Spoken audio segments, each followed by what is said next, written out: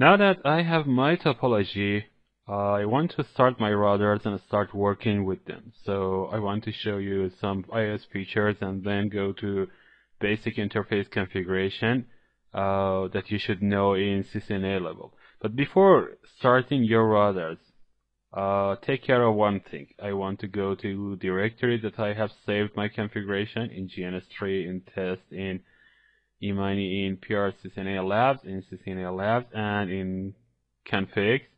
Open one of these files and go to this line, where line cons 0, you should see a privilege level 15. You should remove this command because this will take you straight to privilege mode, and I don't want to go straight to privilege mode because this is not the normal behavior a router shows to you. So I remove this command, save this file, and go to router 2. I remove this command again, and on router 3 I do the same.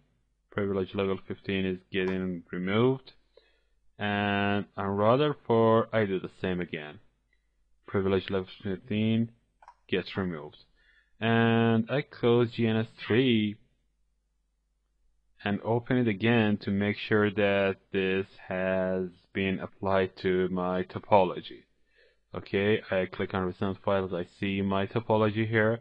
I can now start my routers from scratch. So if you have a lot of routers in your topology, I suggest you start your routers one by one by right-clicking on router and hitting start.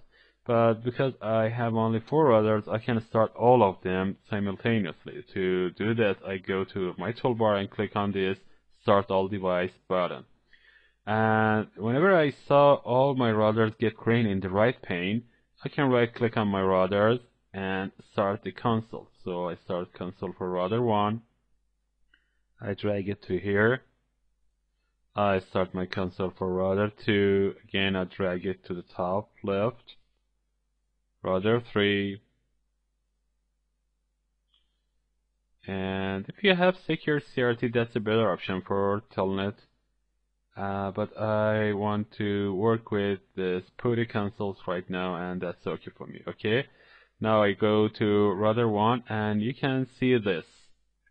Router 1 and a greater than sign. This means that you are in user mode in iOS. iOS has several modes, and the first mode that you can go is user mode. In user mode, you can just run very simple commands. For example, show interface command, some show commands that tells you what is the statistics of your router.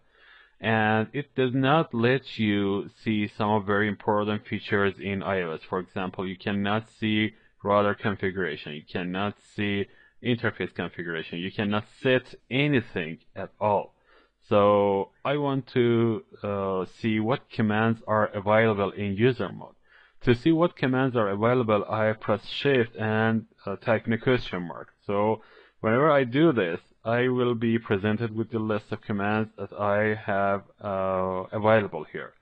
And you can see this list is not too much because most of them are just for, showing things to me. Enable, disable, enable will take you to privilege mode.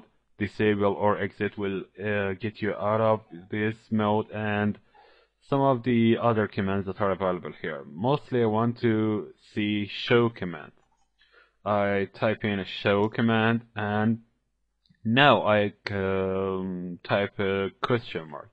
If you type a question mark, you can see what is available for you in this command. You can see that I have a long list of parameters that I can view. For example, I want to see the interfaces. I will use that. I type in a Control-Z to get out of this list, and you can see that this show command is right here. I type I and next a question mark, and you can see that I have only those parameters that start with I. This is a feature that helps you find out what you're looking for. For example, if I don't remember what parameter I'm exactly looking for, And I just, guess that this parameter will start with I. I can type an I and a question mark right next to it, and I will see the list of parameters that start with I. This is a very nice feature of iOS. It is called context-sensitive help.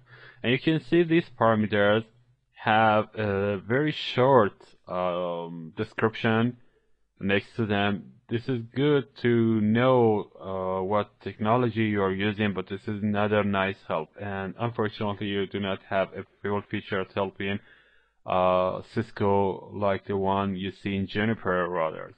And if you want to know about the command, you should go to Cisco Support Center, and of course, browsing the Support Center is a huge deal for itself. So I will go with this. I don't want to, talk about this too much. So I guess I want to use IP for this section.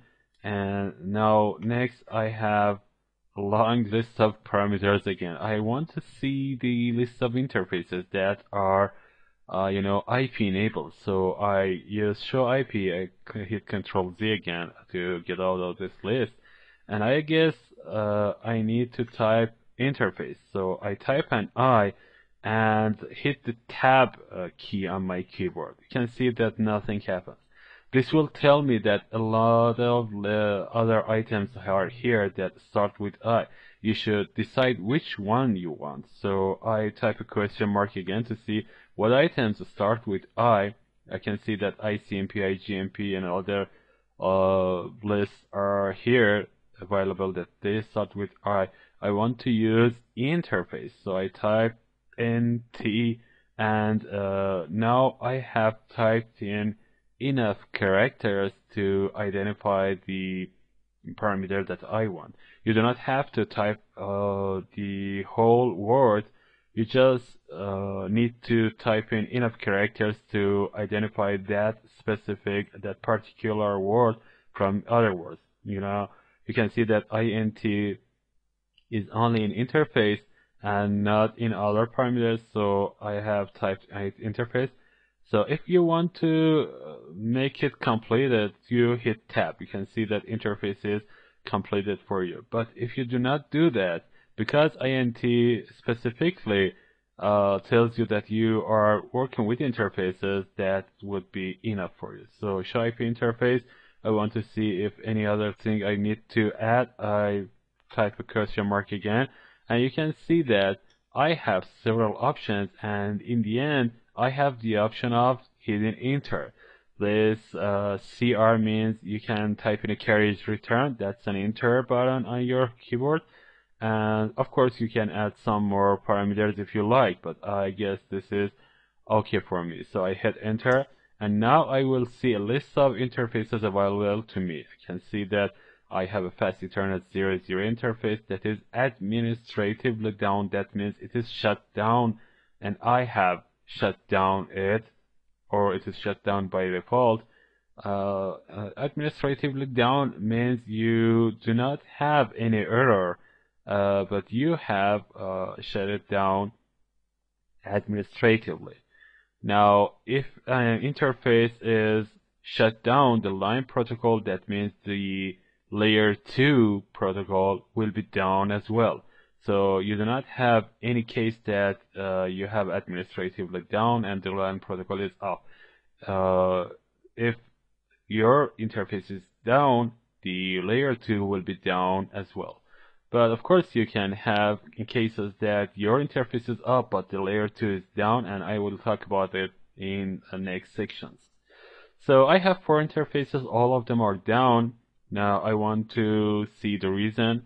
I type in the command again. To type in the command again, I do not have to type all letters. I just press the up arrow key on my keyboard, and I can see the last command that I had used. If I want to see the commands before that, I can press this up arrow key several times. So I type brief here, BR is enough, and type tab key and hit enter. You can see that my interfaces are listed here. plus the IP address. Right now I haven't assigned any IP address to my interfaces. I can see they are okay. There is no physical error, detected. I haven't set anything, so the method is unset. This is shut down. That means this is administratively down, and of course the layer 2 protocol will be down too. So I want to go to privilege mode and see what commands are available there. To do this, I type in enable command. Enable command will take you to privilege mode. I hit enter. Of course, EN would be enough to type, but I typed in the whole word. So here, if I want to see what commands are available again, I can type in a question mark.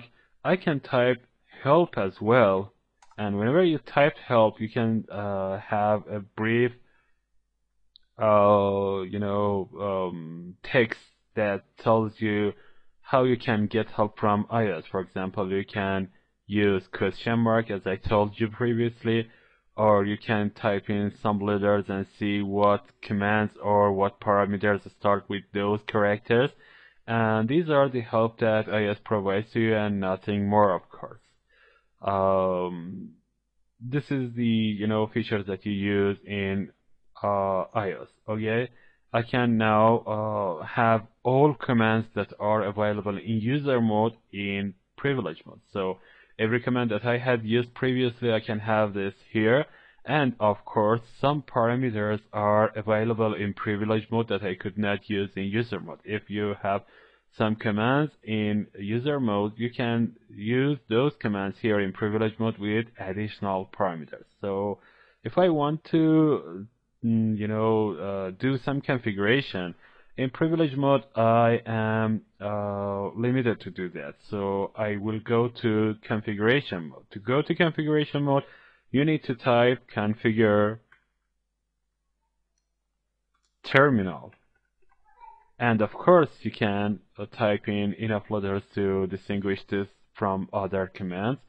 Whenever you typed in this, you will go to configuration terminal, and you can see the command prompt is changed to config in parentheses. So now I know that I'm in configuration mode.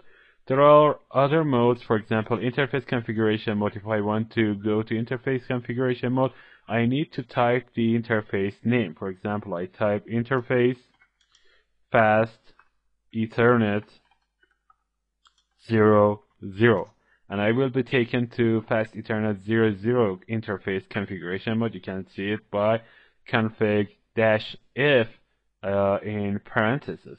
And whenever you want to exit from this mode, you just need to type in exit. You exit, and again, I want to go back to privilege mode. I type in exit again. You will be in privilege mode. And to go back to user mode, you can type in disable or exit. If you type disable, you will go to user mode. If you type in exit, you will get out of iOS. Let's see the exit command here. You can see that you will be taken off from the iOS. I type enter, I hit enter. I'm in user mode. I type enable, EN is quite enough. I hit enter, I'm in privilege mode. Now I type disable, and you can see that I'm in user mode again, but I'm not out of iOS, of course. So these are the main features that you should be aware of in Cisco iOS, and I will talk about other features if I see this, if I see one in next sections.